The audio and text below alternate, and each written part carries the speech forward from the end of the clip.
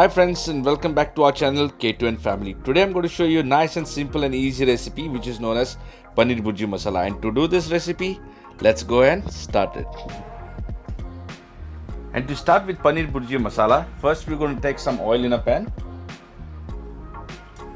Add 1 tablespoon of butter.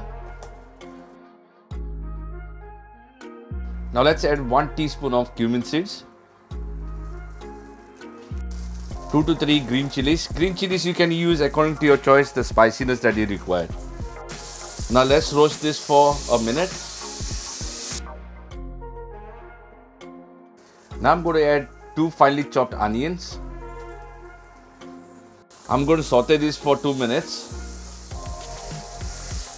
Now I'm going to add 2 finely chopped tomatoes. Now let's saute this. So after sauteing for a minute, now I'm going to add 1 tablespoon of ginger garlic paste. So I'm going to saute this very well until the rawness of the ginger garlic paste is gone. Now let's add 1/4 teaspoon of turmeric powder, half teaspoon of chili powder, 1 teaspoon of dry coriander powder, and 1 teaspoon of Garam masala powder. Gonna add some salt for taste. Now let's fry this for a minute. I'm going to add a little bit of water. So this is the paneer. Now what I'm going to do is I'm going to grate this paneer.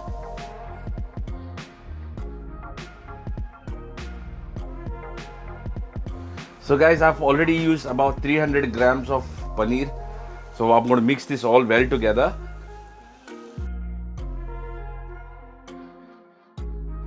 And here now I'm going to use 1 cup of water.